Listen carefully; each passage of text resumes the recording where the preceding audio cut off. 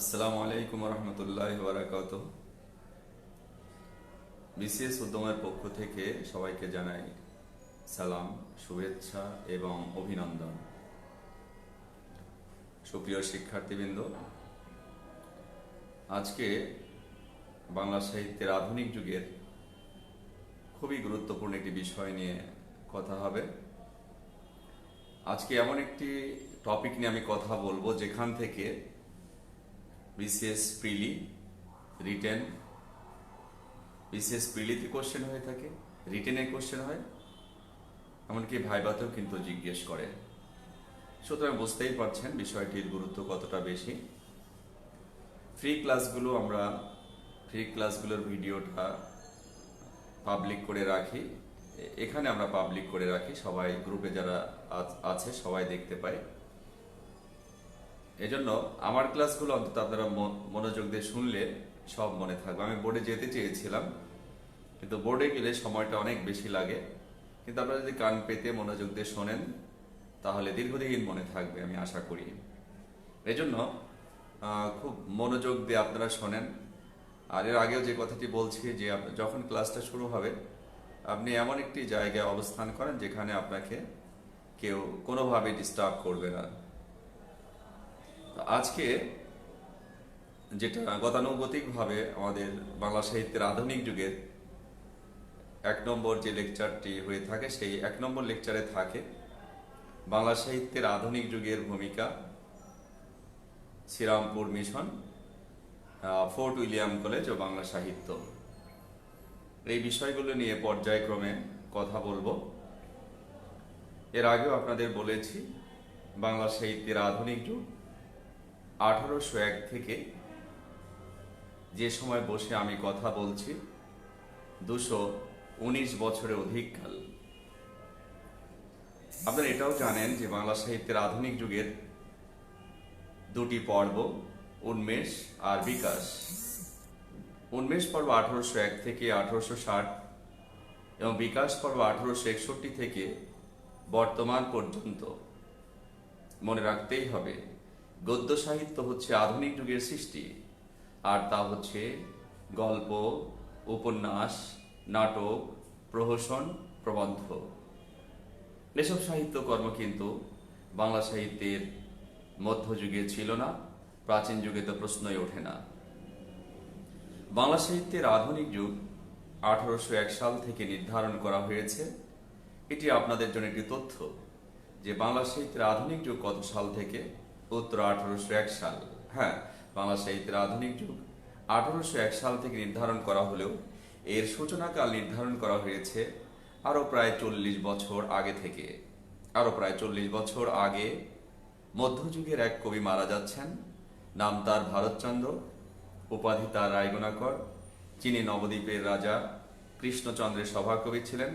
মনে রাখতেই হবে বাংলা সাহিত্যের মধ্যযুগের যিনি নাগরিক কবি ভারতচন্দ্র, যার শ্রেষ্ঠ সাহিত্যকর্ম অন্নদামঙ্গল, যার বিখ্যাত কাব্য সত্যবীরের পাঁচালী, যিনি সংস্কৃত ভাষায় দীর্ঘ দুটি কবিতা রচনা করেছেন, নগাষ্টক এবং গঙ্গাষ্টক।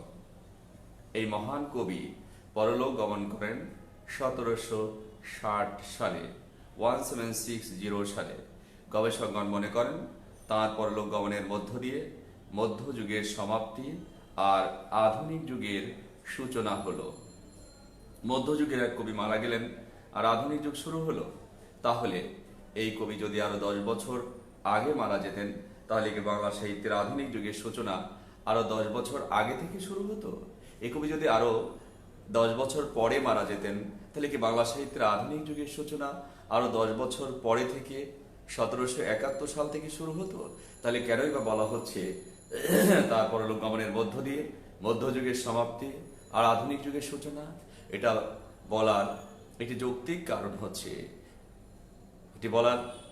কারণ হচ্ছে বাংলা সাহিত্যের মধ্যযুগীয় ভাবধারায় বিশেষত মঙ্গল কাব্য রচনার যে ধারা ছিল সেই ধারার পরিসমাপ্তি ঘটেছে কবি ভারতচন্দ্রের অন্নদামঙ্গল কাব্য রচনার ভেতর দিয়ে।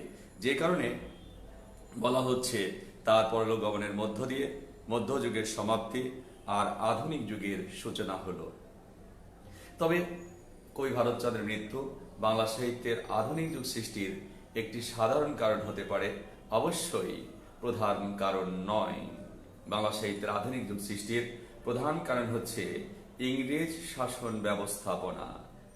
কবি ভারতচাঁদের মৃত্যুর প্রায় 3 বছর আগে 1757 সালে সেই পলাশীর প্রান্তরে নবাব সিরাজউদ্দৌলার পতনের মধ্য দিয়ে ইংরেজ শাসন সুপ্রতিষ্ঠিত হলো। ইংরেজ শাসন প্রতিষ্ঠার পর কি হলো? ইংরেজ শাসন প্রতিষ্ঠার পর দলে দলে ইংরেজ সিভিলিয়ানরা এই উপমহাদেশে এলেন। যেসব ইংরেজ সিভিলিয়ান এই উপমহাদেশে এলেন তাদের অধিকাংশের বয়স ছিল 14 থেকে 18 বছরের মধ্যে। স্বদেশে তাদের শিক্ষা সম্পন্ন হয়নি।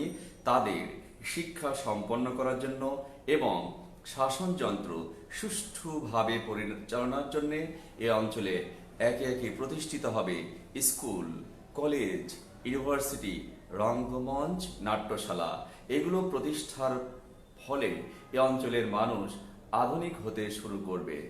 এই অঞ্চলের নারী যখন 4 দেয়ালের আষ্টে পৃষ্ঠে বন্দী ছিল, ইংরেজ শাসনের পরে পাশ্চাত্য ধাঁচে শিক্ষা প্রতিষ্ঠান প্রতিষ্ঠিত হবার ফলে প্রথমে পুরুষ যাচ্ছে, পেছনে পেছনে নারীও কিন্তু যাচ্ছে। এভাবেই এ অঞ্চলের মানুষরা এতটুকু হলেও আধুনিক হতে শুরু করবে এবং সেই ছোঁয়া যে লাগবে সাহিত্যের গায়ে।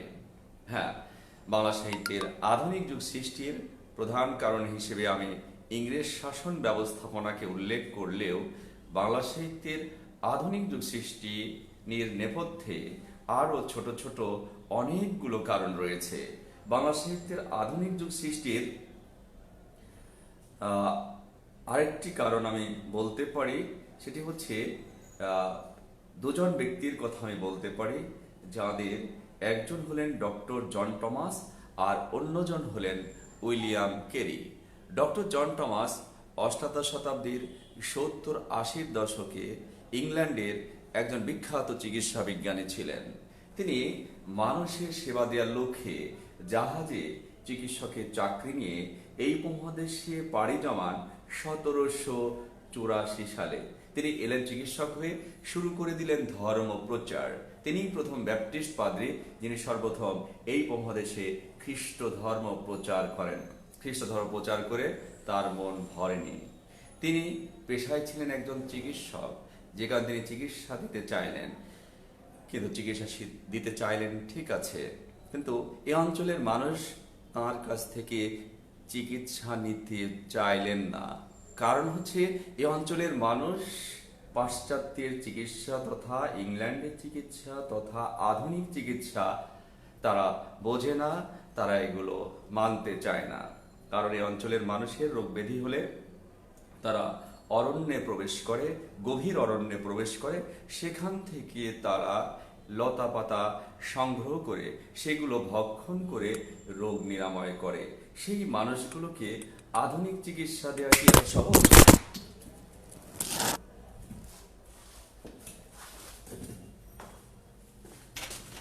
মোবাইলটা পড়ে গেছে, তাও টের পাচ্ছ না। মনি কোথায়?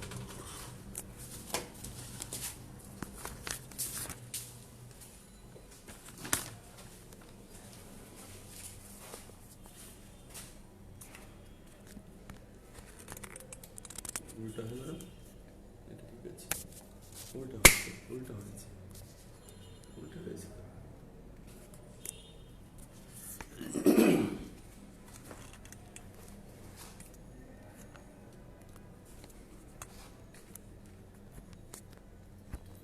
ঠিক আছে, দেখো ঠিক আছে, চলছে, পাশে সব চলছে কিনা, চলছে,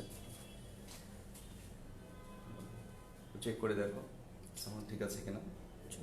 চলছে। আন্তরিকভাবে দুঃখিত। বলছিলাম যে ডক্টর জন টমাসের কথা বলছিলাম। ডক্টর জন টমাস কথা বলতে যে আমরা যে পর্যন্ত আসছি, যে এই অঞ্চলের মানুষ চিকিৎসা সেবা, আধুনিক চিকিৎসা বোঝে না।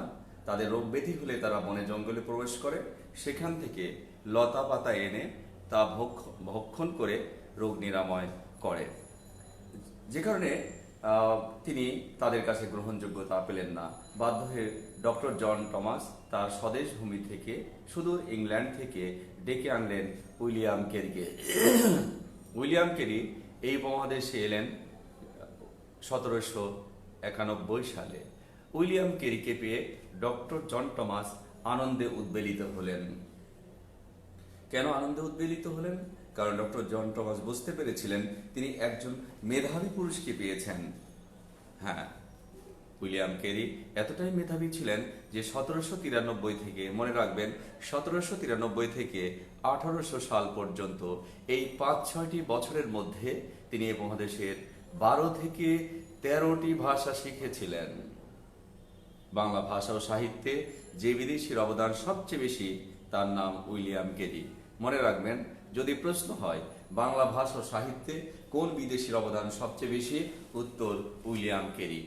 এই মেধাবী পুরুষকে নিয়ে ডক্টর জন টমাস শুধু স্বপ্ন দেখলেন না, তিনি সিদ্ধান্ত নিয়ে ফেললেন মিশন প্রতিষ্ঠিত হবে এবং সেই মিশনের মাধ্যমে সেবাকর্ম ছড়িয়ে পড়বে এই উপমহাদেশে। কিন্তু দুঃখের বিষয় হলো সত্য যে 1800 সালের প্রথম দিকে হঠাৎ করে এই ডক্টর জন টমাস উন্মাদ হয়ে মারা গেলেন। ডক্টর জন টমাস মারা গেলে উইলিয়াম কেরি দেখলেন, আরে যিনি আমাকে নিয়ে এত বড় স্বপ্ন দেখলেন, শুধু স্বপ্ন দেখলেন না, তিনি মিশন প্রতিষ্ঠার সিদ্ধান্ত নিয়ে ফেলেছেন, সেই মানুষটি চলে গেলেন। তিনি আর বসে রইলেন না। উইলিয়াম কেরি তড়িঘড়ি করে জোশুয়া মার্শম্যান, উইলিয়াম ওয়ার্ড এবং ডেনিশদের সহযোগিতায় কলকাতার অদূরে প্রতিষ্ঠা করলেন শ্রীরামপুর মিশন। শ্রীরামপুর মিশন প্রতিষ্ঠিত হলো, আর এই শ্রীরামপুর মিশনের প্রথম পাদ্রী হয়ে বসলেন উইলিয়াম কেরি। মনে রাখতে হবে, শ্রীরামপুর মিশনের প্রথম পাদ্রী কিন্তু উইলিয়াম কেরি। এই শ্রীরামপুর মিশনের অনেক অবদান রয়েছে। এই মিশনের প্রথম অবদান হচ্ছে এই মিশনের পৃষ্ঠপোষকতায় আর এই উইলিয়াম কেরির নেতৃত্বে চার্লস উইলকিন্সের নির্দেশনায় পঞ্চানন কর্মকার বাংলা মুদ্রাক্ষর খোদাই করে ফেললেন। এই বাক্যটির মধ্যে অন্তত 5 থেকে 6টি তথ্য আছে, মনে রাখবেন। যে বাক্যটি আমি আরেকবার বলছি, যে এই কলেজ নয়, এই মিশনের প্রথম অবদান হচ্ছে এই মিশনের প্রথম পাদ্রী উইলিয়াম কেরির নেতৃত্বে চার্লস উইলকিন্সের নির্দেশনায় পঞ্চানন কর্মকার বাংলা মুদ্রাক্ষর খোদাই করেন। 1808 সালে এই শ্রীরামপুর মিশন কিন্তু ডেনিশদের হাত থেকে ইংরেজদের হাতে চলে যাবে। 1809 সালে এই মিশনের প্রথম পাদ্রী উইলিয়াম কেরি বাইবেলের পূর্ণাঙ্গ বাংলা অনুবাদ করলেন এবং মঙ্গল সমাচার নাম দিয়ে তা প্রকাশ করলেন। এই মিশনে অনেক অবদান আছে। সর্বশেষ যে অবদানটা আমরা দেখব, যে এই মিশনের পৃষ্ঠপোষকতায় যে জোশুয়া মার্শম্যানকে সাথে নিয়ে উইলিয়াম কেরি এই মিশন প্রতিষ্ঠা করেছিলেন, সেই জোশুয়া মার্শম্যানের ছেলে জন ক্লার্ক মার্শম্যানের সম্পাদনায় বাংলা ভাষার প্রথম পত্রিকা দিগদর্শন প্রকাশিত হলো এপ্রিল 1818 সালে এবং মে 1818 সালে বাংলা ভাষার দ্বিতীয় পত্রিকা সমাচার দর্পণ প্রকাশিত হলো। মনে রাখতেই হবে যে বাংলা ভাষায় প্রকাশিত প্রথম পত্রিকা দিগদর্শন হলেও এই উপমহাদেশ থেকে প্রকাশিত প্রথম পত্রিকা কিন্তু দিগদর্শন নয়, বেঙ্গল গেজেট। বেঙ্গল গেজেট, এটি সম্পাদক ছিলেন জেমস অগাস্টাস হিকি। ইংরেজি ভাষায় এটি প্রকাশিত হয়েছিল। সুতরাং যদি প্রশ্ন হয় যে এই উপমহাদেশের প্রথম পত্রিকা কোনটি, তাহলে কিন্তু বেঙ্গল গেজেট হবে। আর এই উপমহাদেশে বাংলা ভাষায় প্রকাশিত প্রথম পত্রিকা দিগদর্শন, আর বাংলা ভাষায় প্রকাশিত দ্বিতীয় পত্রিকা কিন্তু সমাচার দর্পণ। আর এই উপমহাদেশের তৃতীয় পত্রিকা কোনটি, তাহলে সমাচার দর্পণ হবে। আর এই উপমহাদেশের দ্বিতীয় পত্রিকা কোনটি, তাহলে কিন্তু দিগদর্শন হবে। কথা বোঝার চেষ্টা করবেন। আমি এতক্ষণ বাংলা সাহিত্যের আধুনিক যুগের বিকাশ পর্বে, উন্মেষ পর্বে, বাংলা সাহিত্যের আধুনিক যুগের উন্মেষ পর্বে শ্রীরামপুর মিশন নিয়ে কথা বলছিলাম। শ্রীরামপুর মিশন শেষ করে দিলাম। এখন আমরা যাব হচ্ছে fort William college. Most important একটি টপিক। এখান থেকে বিসিএস প্রিলিতে কোশ্চেন হয়, রিটেনে কোশ্চেন হয়, ভাইভাতেও কিন্তু এখান থেকে জিজ্ঞেস করে। সুতরাং বুঝতেই পারছেন বিষয়টির গুরুত্ব কতটা বেশি। এই জন্য খুব মনোযোগ দিয়ে শুনতে হবে। এমনও হতে পারে যে আমি ফোর্ট উইলিয়াম কলেজ সম্পর্কে যতক্ষণ কথা বলবো, এই কথাগুলোর ভেতর থেকে কিন্তু বিসিএস প্রিলিতে কোশ্চেন এসে যাবে এবং রিটেনে কোশ্চেন আসবে এবং যে কোনো কোশ্চেনের উত্তর দেওয়া কিন্তু সম্ভব। ইতোপূর্বে যারাই এই ক্লাসটি পেয়েছে তারা কিন্তু প্রিলির প্রশ্ন যেমন এখান থেকে কমন পেয়ে গেছে, রিটেনেরও কিন্তু উত্তর করতে পেরেছে। আর এখানে যে প্রশ্নগুলো এসে থাকে সেটা খুব ক্রিটিক্যাল প্রশ্ন। এই প্রশ্নগুলোর উত্তর অধিকাংশ প্রতিযোগী কিন্তু দিতে পারে না, এজন্য খুব মনোযোগ দিয়ে এখন শোনা দরকার। আমি আরেকবার বলি, এই ভিডিওটা যেহেতু আমরা এই গ্রুপে, প্রাইভেট গ্রুপে হলেও আমরা এটা ভিডিওটা রেখে দেব, এই জন্য আপনাদের এখন তড়িঘড়ি করে লেখা দরকার নাই, খুব মনোযোগ দিয়ে শুনুন, তাহলেই চলবে। বোর্ডে গেলে প্রচুর সময় নষ্ট হতো, বোর্ডে তো আমি পড়াই, কিন্তু এখন আপনারা পুরোটাই শোনেন এবং পরে নোট করবেন। আমি জানতে চাই কারা কারা আজকের এই ক্লাস শোনার পরে কারা কারা নোট করবেন, তারা একটু বলুন কারা কারা নোট করবেন। নোট করে আপনারা আজকে সবাই নোট করবেন, সবাই নোট করে এখানে সেটা ছবি তুলে সেন্ড করবেন। আমি চাই আজকের এই ক্লাস থেকে কমপক্ষে 50টি প্রশ্ন উত্তর তৈরি করতে হবে, 100টিও কিন্তু করা সম্ভব। আমি বেশি চাইনি আপনাদের কাছ থেকে, আমি চেয়েছি মাত্র 50টি, কমপক্ষে 50টি প্রশ্ন উত্তর তৈরি করে এই গ্রুপে আপনারা সেন্ড করবেন, ঠিক আছে? এই ক্লাস থেকে আমার একজন স্টুডেন্ট 116টি প্রশ্ন তৈরি করেছে কিন্তু, সুতরাং আমি বেশি দিনে মাত্র 50টি কোশ্চেন দিয়েছি। ক্লাস হওয়ার সঙ্গে সঙ্গে আমি দেখতে চাই কে কখন এটা সেন্ড করছে, কত ভালো করছে, এটা কিন্তু আমি আজকে দেখতে চাই, ঠিক আছে? এবং এখানে আমি ঘোষণা করব 1 থেকে 10 পর্যন্ত একটা টপ 10 আমি করব যে কারা ভালো করছে। এই জন্য দ্রুত ক্লাসটা শেষ হওয়ার সঙ্গে সঙ্গে এই কাজটুকু করবেন। আমি আশা করি যে আপনারা এই কাজটি করবেন, এবং যারা আজকে এই ছোট্ট কাজটি আমার সাথে করবে তারা সারা জীবন ভালো কাজের ব্যাপারে তারা খুব অ্যাক্টিভ থাকবে, আশাবাদী। যে এখন কাজ করবে সে সবসময় কাজ করবে, আজকে যে এই কাজটি করবে না সে ভবিষ্যতে কাজ করবে, পড়াশোনা করবে, সেই বিশ্বাস কিন্তু আমি করি না, ঠিক আছে? সুপ্রিয় শিক্ষার্থীবৃন্দ, এখন আপনারা যদি খাতা সামনে থাকে লিখে রাখতে পারেন, হেডিংটা হচ্ছে ফোর্ট উইলিয়াম কলেজ ও বাংলা সাহিত্য। ফোর্ট উইলিয়াম কলেজ ও বাংলা সাহিত্য 27তম বিশেষ পর্যন্ত কিন্তু রিটেন সিলেবাসের মধ্যে এই ফোর্ট উইলিয়াম কলেজ বাংলা সাহিত্য সরাসরি লেখা ছিল। এটা গুরুত্বপূর্ণ বলেই তো লেখা ছিল, কিন্তু অধিকাংশ প্রতিযোগী জানে না যে ফোর্ট উইলিয়াম কলেজ বিশেষ পরীক্ষার জন্য কতটা গুরুত্বপূর্ণ, তা কিন্তু জানে না। তাহলে এখান থেকে আরেকবার বলছি, এখান থেকে কিন্তু বিশেষ প্রিলিতে কোশ্চেন হয়, রিটেনের কোশ্চেন, ইভেন ভাইভাতেও জিজ্ঞেস করে। এই জন্য খুব মনোযোগ দিয়ে আপনারা শুনুন। তৎকালীন ইংরেজ গভর্নর লর্ড ওয়েলেসলির নেতৃত্বে কলকাতার অদূরে লালবাজারে ফোর্ট উইলিয়াম কলেজ প্রতিষ্ঠিত হয়। 4 মে 1800 সালে এই কলেজের প্রতিষ্ঠা দিবস হলেও এই কলেজের শিক্ষা কার্যক্রম শুরু হয় 24 নভেম্বর 1800 সাল। 24 নভেম্বর 1800 সালে যখন ফোর্ট উইলিয়াম কলেজ প্রতিষ্ঠিত হলো, তখন দুটো বিভাগ নিয়ে এ কলেজের যাত্রা শুরু হয়। একটি হচ্ছে মারাঠি ভাষা বিভাগ, অন্যটি হচ্ছে সংস্কৃত ভাষা বিভাগ। 1800 সাল চলে গেল, এসে গেল 1801 সাল। 1801 সালে ফোর্ট উইলিয়াম কলেজে খোলা হলো বাংলা বিভাগ। আমি আবারও মেনশন করছি, ফোর্ট উইলিয়াম কলেজে বাংলা বিভাগ খোলা হলো 1801 সাল। কোনো কোনো বইতে আপনারা পেতে পারেন 1800 সাল, এ তথ্য আছে, তবে অধিক গ্রহণযোগ্য 1801, এই তথ্যটি আমি দিয়ে থাকি। এবং বিসিএস পরীক্ষায় এই প্রশ্নটি একবার এসেছে, এবং বিভিন্ন প্রতিযোগিতামূলক পরীক্ষাতেও কিন্তু এই প্রশ্নটি এসেছে যে ফোর্ট উইলিয়াম কলেজে বাংলা বিভাগ খোলা হয় কত সালে? অবশ্যই 1801। হ্যাঁ, কোনোভাবে 1801 যদি না থাকে তাহলে সেক্ষেত্রে আপনারা 1800 দিতে পারেন, তবে এটি কিন্তু নির্ভরযোগ্য তথ্য 1801। যে কথা আমি বলছিলাম যে 1800 সালে ফোর্ট উইলিয়াম কলেজ প্রতিষ্ঠিত হলো, দুটো বিভাগ নিয়ে কলেজের যাত্রা শুরু হলো, মারাঠি এবং সংস্কৃত ভাষা বিভাগ। 1800 সাল চলে গেল, সে কথা বলছিলাম, এসে গেল 1801 সাল। 1801 সালে ফোর্ট উইলিয়াম কলেজে খোলা হলো বাংলা বিভাগ। বাংলা বিভাগ খোলা হলে বাংলা বিভাগের দায়িত্ব কে নেবে? এই উপমহাদেশে কাউকে খুঁজে পাওয়া যাচ্ছে না, এত বাঙালি, একজন বাঙালিকেও পাওয়া গেল না যে তার উপরে বাংলা বিভাগের দায়িত্ব ন্যস্ত করা হবে। ডাকা হলো যে বাংলা বিভাগের দায়িত্ব কে নেবে? ডাকো উইলিয়াম কেরিকে। উইলিয়াম কেরি কোথায় আছেন? ওই যে শ্রীরামপুর মিশনে ব্যস্ত মানব, ব্যস্ততার মধ্যে ডুবে আছেন, তাকে ডাকা হলো। একজন বিদেশিকে ডাকা হলো যে ফোর্ট উইলিয়াম কলেজের বাংলা বিভাগের দায়িত্ব আপনাকে নিতে হবে। সেদিন তিনি পরিষ্কার বলে দিলেন, বাংলা আমি শিখিনি। কথাটি আবার কোট করছি, তিনি বলেছিলেন, বাংলা আমি শিখিনি। বাংলা আমি শিখিনি এ কথা শতভাগ সত্য ছিল না। তাহলে তিনি কেন বললেন বাংলা আমি শিখিনি? তিনি তো ইতিমধ্যে এই উপমহাদেশের 12 থেকে 13টি ভাষা শিখে ফেলেছেন। তিনি যখন জাহাজে করে উপমহাদেশে পাড়ি জমাচ্ছিলেন তখন তিনি জাহাজের মধ্যে খালাসিদের কাছে বাংলা শিখেছিলেন। কিন্তু আজকে কেন তিনি কথাটি বললেন যে বাংলা আমি শিখিনি? হ্যাঁ, বলবেন এই জন্য তিনি আর কত দায়িত্ব পালন করবেন।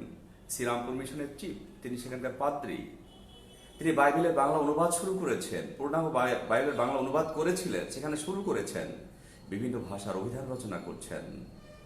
তিনি পঞ্চাননকে খুঁজে বের করেছেন, বাংলা মুদ্রাক্ষর খোদাই করতে হবে, তিনি এখান থেকে পত্রিকা বের করতে চাচ্ছেন। এত ব্যস্ততা, শত ব্যস্ততার মাঝে যখন তাকে বলা হলো যে ফোর্ট উইলিয়াম কলেজের বাংলা বিভাগের দায়িত্ব আপনাকে নিতে হবে, সঙ্গত কারণে সেদিন তিনি বলে দিলেন, শোনো, বাংলা আমি শিখিনি। কিন্তু ফোর্ট উইলিয়াম কলেজ কর্তৃপক্ষ নাছোড়, তারা বুঝতে পেরেছিল যে যিনি এই উপমহাদেশের 12 থেকে 13টি ভাষা শিখতে পেরেছেন, তিনি বাংলা শেখেননি বা শিখতে পারবেন না, এটা তারা মেনে নিতে পারেননি। তারা মেনে নিতে পারেনি বলেই শেষ পর্যন্ত এই উইলিয়ামকে উপরে বাংলা বিভাগের দায়িত্ব ন্যস্ত করা হলো।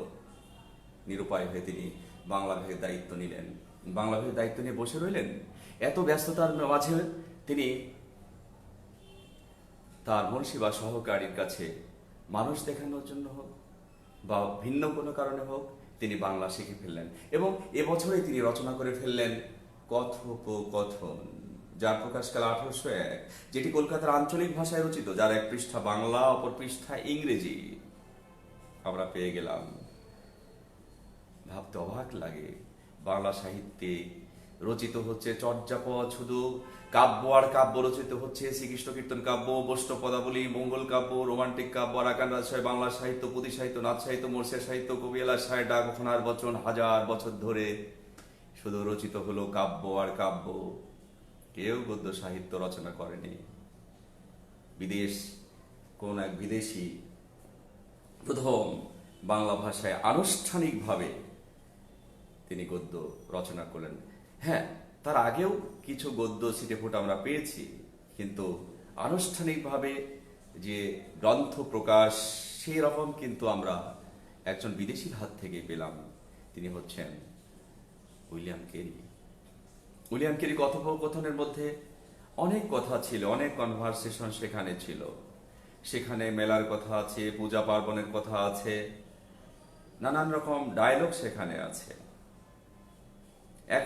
দুই সখী ঘাটে জল আনতে গিয়েছে, এক সখী আর এক সখীকে বলছে, তোর জামাই এসেছে? তখন ও সখী বলে যে হ্যাঁ এসেছে। তোর জামাই এসেছে? হ্যাঁ এসেছে। বলেছে, তোর জামাইকে রাতে তুই কি দিয়ে খেতে দিয়েছিলি? তখন বলেছে, আমার জামাইকে আমি কচু দিয়ে খেতে দিয়েছিলাম।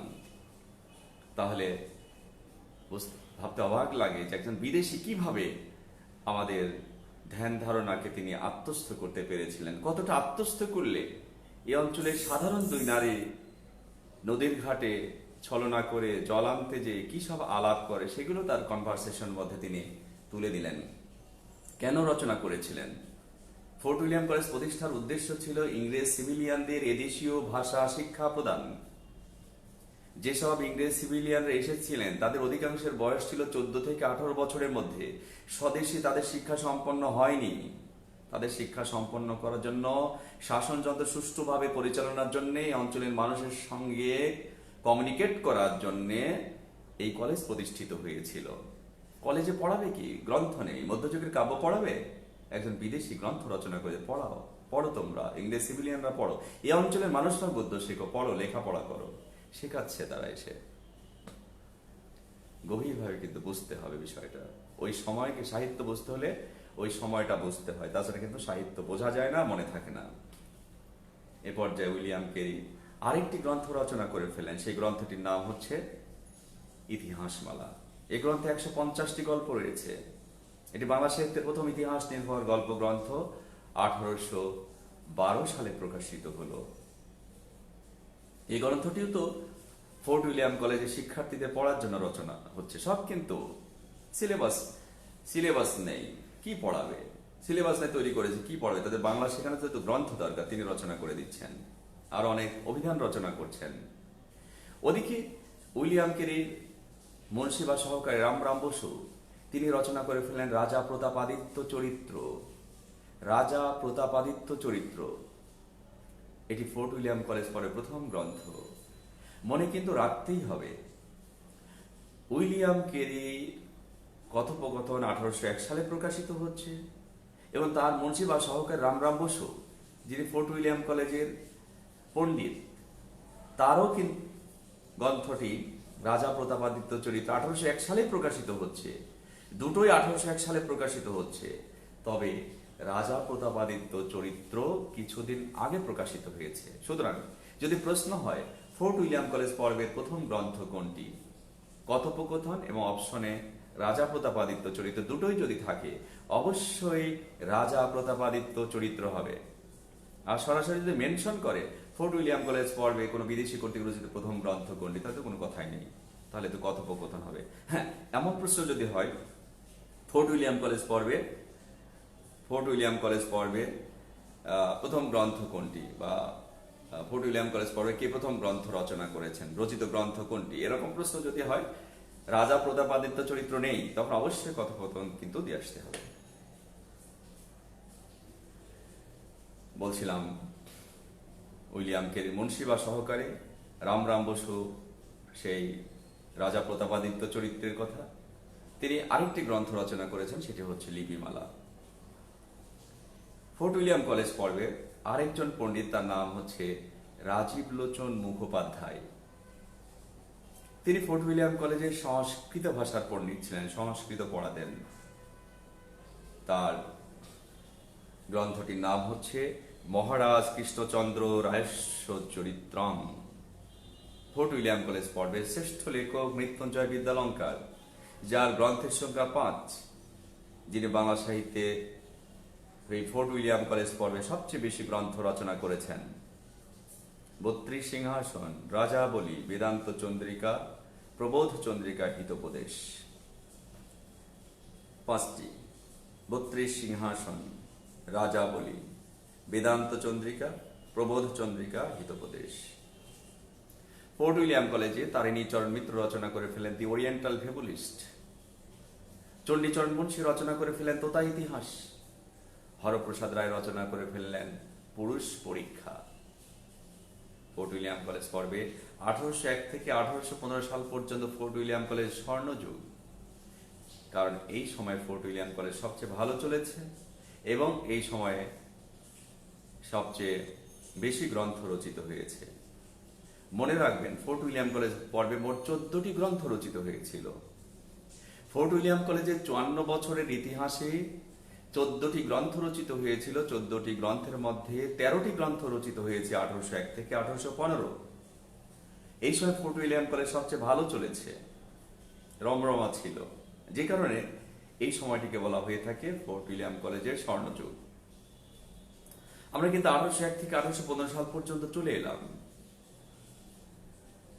1815 সালের পরে আমরা লক্ষ্য করব কলকাতায় 1817 সালে হিন্দু কলেজ প্রতিষ্ঠিত হচ্ছে।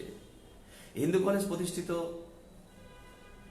প্রতিষ্ঠার উদ্দেশ্য ছিল হিন্দু মধ্যবিত্ত সমাজের লোকেরা ইংরেজি শিক্ষা দীক্ষায় পরিপুষ্ট হয়ে যাতে ব্রিটিশ সরকারের অধীনে গুরুত্বপূর্ণ পদে নিয়োগ লাভ করতে পারে। এটাই ছিল হিন্দু কলেজের উদ্দেশ্য। হিন্দু কলেজ এবং ফোর্ট উইলিয়াম কলেজ মুখোমুখি।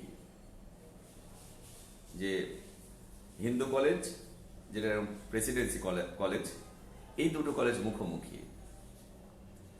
হিন্দু কলেজ সামনের দিকে এগিয়ে যাচ্ছে আর ফোর্ট উইলিয়াম কলেজ কিন্তু পিছিয়ে যাচ্ছে। কেন? এর কারণ হচ্ছে কলকাতাবাসীরা দেখেছে যে ইংরেজ শাসন যন্ত্রে ঢোকানো আছে ইংরেজি না শিখলে চাকরি হবে না। এজন্য সবাই ওই হিন্দু কলেজের দিকে ঝুঁকছে, কারণ হিন্দু কলেজে ইংরেজির প্রতি জোর, ইংরেজি শেখা যায় সেখানে গেলে। আর ফোর্ট উইলিয়াম কলেজে বাংলা, মারাঠি, সংস্কৃত এগুলো পড়ে আর যাই হোক সরকারি চাকরি হবে না। আবার ইংরেজ নবীন সিভিলিয়ান তারাও দেখলো, আরে বাঙালি তো ইংরেজি শিখছে, তাহলে আমরা তাদের সাথে কমিউনিকেট করার জন্য কেন এত কষ্ট করে বাংলা শিখবো। তাহলে দেখা যাচ্ছে ফোর্ট উইলিয়াম কলেজে দুদিক থেকে অনীহা, যেমন ইংরেজ নবীন সিভিলিয়ানদের একটা অনীহা, আবার কলকাতাবাসীদের একটি অনীহা, যে কারণে ফোর্ট উইলিয়াম কলেজ ঝিমিয়ে পড়বে, আর হিন্দু কলেজ কিন্তু সামনের দিকে এগিয়ে যাবে। এদিকে আমরা লক্ষ্য করব যে ফোর্ট উইলিয়াম কলেজ যখন ভালো চলছে না, তখন 1841 সালে ঈশ্বরচন্দ্র বিদ্যাসাগর, যিনি বিদ্যাসাগর উপাধি পেয়ে গেছেন, এক টকবগে যুবক, মেধাবী, ফোর্ট উইলিয়াম কলেজ কর্তৃপক্ষ দেখেছে যে তাকে নিয়ে আসা যায় কিনা। এই যুবককে নিয়ে আসা হলো, বিদ্যাসাগরকে ফোর্ট উইলিয়াম কলেজে। 21 বছরের এই যুবক, তিনি এসে এখানে হেড পণ্ডিতের দায়িত্ব পালন করলেন। 1841, 1842, 1843, 1844, 1845 সাল পর্যন্ত তিনি কাজ করলেন।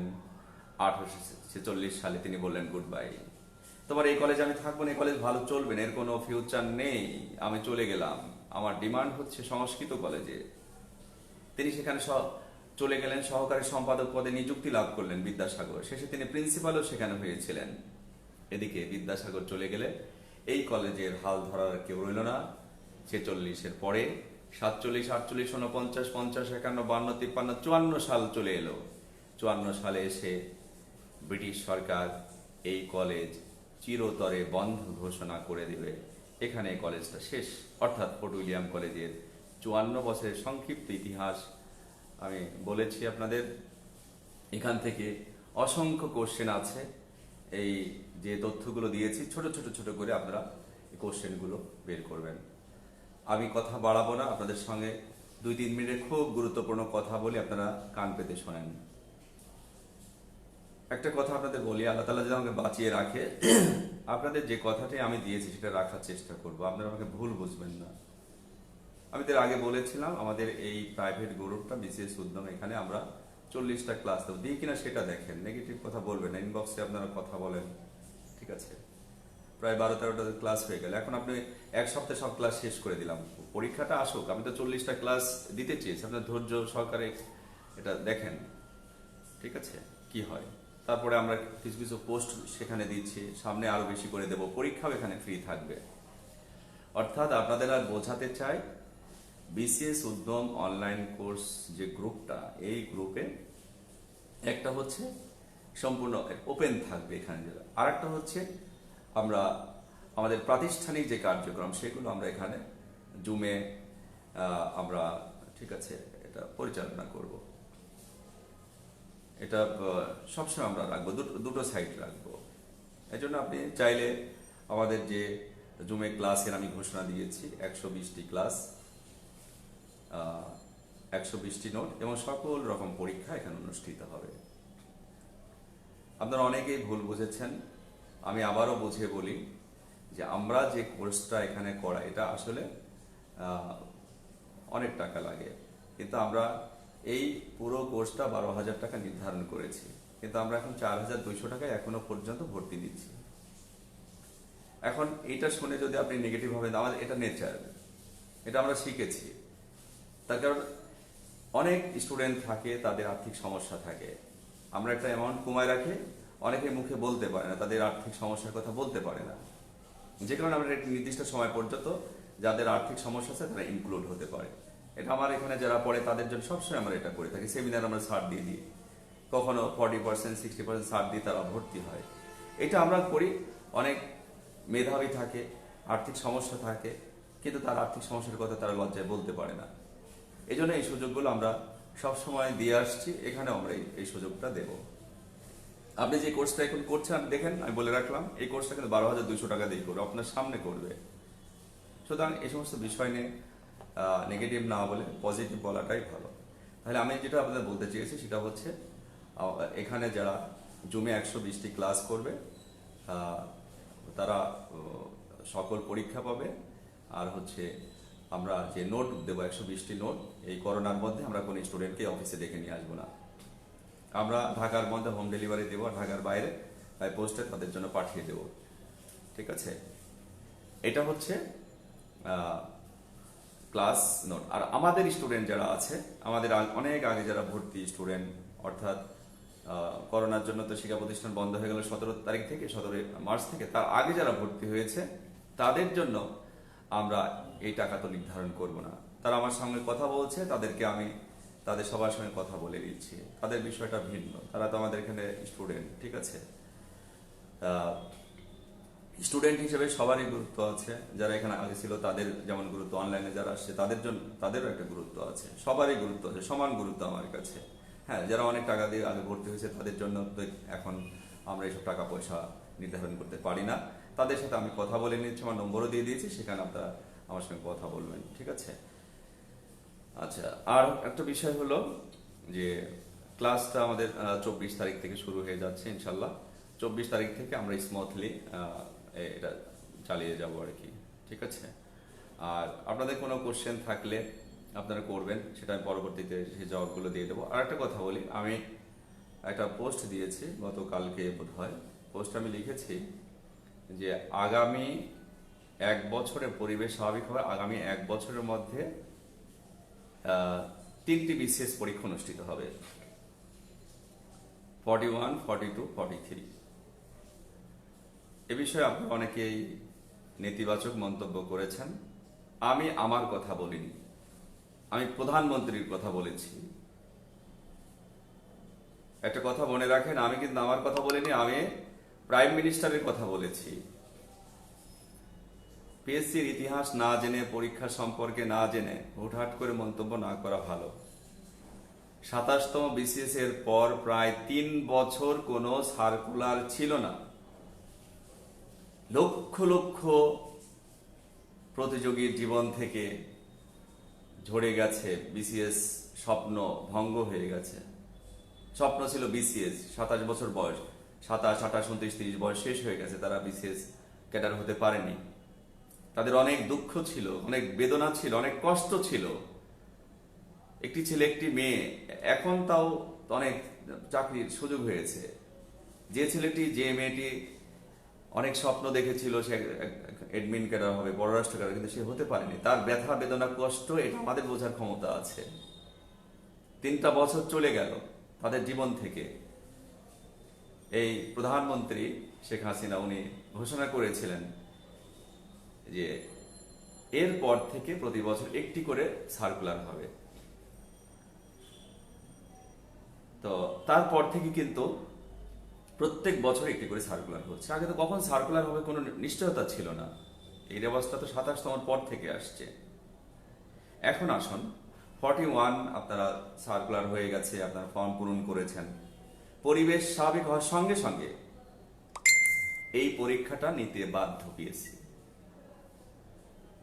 1 মাসের মধ্যে এই পরীক্ষাটা নিয়ে নিতে, 1 মাস 2 মাসের মধ্যে পরীক্ষা নিয়ে নিতে পারে।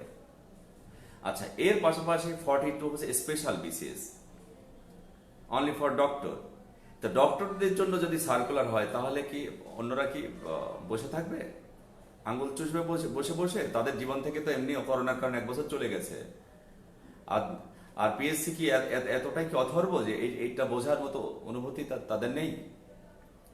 তার মানে একটি বিসিএস দিলেই কিন্তু, একটি জেনারেল বিসিএস দিলে 3টা বিসিএস কিন্তু পাশাপাশি চলে আসছে। কথাটা বোঝার চেষ্টা করতে হবে। আর সোর্স কোথায়, এই সমস্ত প্রশ্ন করলে তো হয়।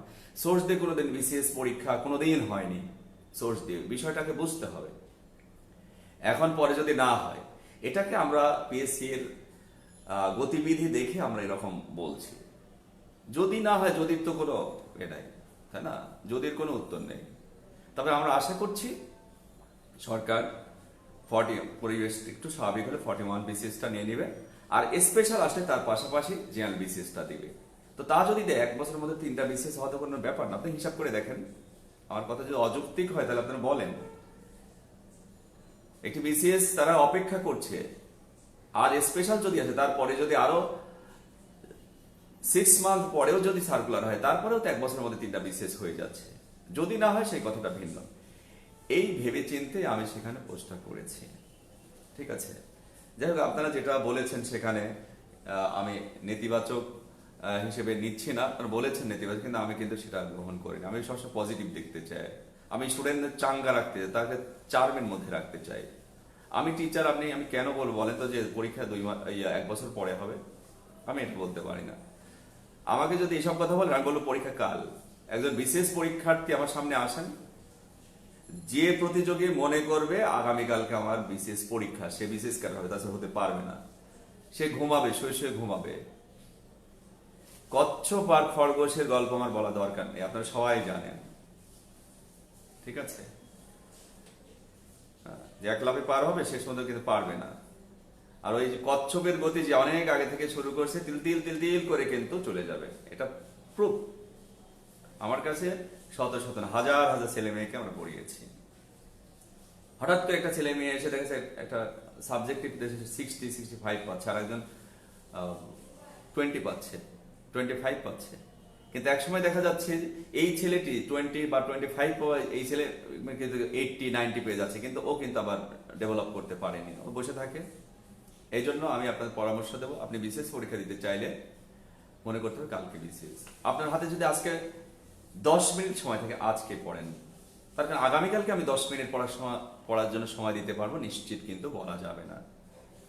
ঠিক আছে, এই জন্য হাতে যতটুকু সময় আছে ততটুকু সে তেমন লাগাবে না। সবার তো এক রকম না। কেউ মাস্টার্স কমপ্লিট করেছে, কেউ বিসিএস এর জন্য 8 ঘন্টা, 10 ঘন্টা, 12 ঘন্টা সময় দিতে পারবেন। আবার যাদের রানিং চলছে, ইউনিভার্সিটি গুলোতে অনলাইনে ক্লাস চলে, ব্যস্ততা থাকে, অ্যাসাইনমেন্ট করতে হয়, নানান রকম ব্যস্ততা, সবাই তো সমান পারবেন না। আমি আপনাদের উৎসাহিত করে উদ্দীপ্ত করব, যারা আগে থেকে শুরু করবেন তারা অনেক ভালো করবেন। ফার্স্ট ইয়ার থেকে আপনি প্রস্তুতি নিতে পারেন। আপনি দেখেন যারা বিসিএস করে, অনেকে ফার্স্ট ইয়ার থেকে কিন্তু বিসিএস বইয়ের প্রস্তুতি নিয়ে একটু একটু পড়াশোনা করে, তাদের জন্য খুব সহজ হয়ে যায় এবং তারাই কিন্তু অধিকাংশ বিসিএস ক্যাডার হয়। এই জন্য আপনাদের আমি সর্বশেষ যে কথাগুলো বলতে চাই, আমি যখন কোনো মন্তব্য করে লিখি, এটা আমার বিবেক বিবেচনা বুদ্ধি দিয়ে আমি একটু বুঝে সুঝে লেখার চেষ্টা করি। তার নেপথ্যে অনেকগুলো কারণ থাকে, তাহলে এই জায়গাটাকে তো আমাকে হ্যান্ডেলিং করতে হয়। ঠিক আছে, আমি যদি বলি 1 বছর পরে এই পরীক্ষা হবে, তাহলে আমার স্টুডেন্ট সব ঘুমিয়ে পড়বে, 2 বছর পরে হবে। ঠিক আছে, এখন পিএসসিটাকে স্টাডি করে আমরা যেরকম ভাবছি সেরকমই। আর আমরা সবসময় স্টুডেন্টকে চামড়ে রাখার জন্য একটু সময় আমরা হাতে রেখে করি।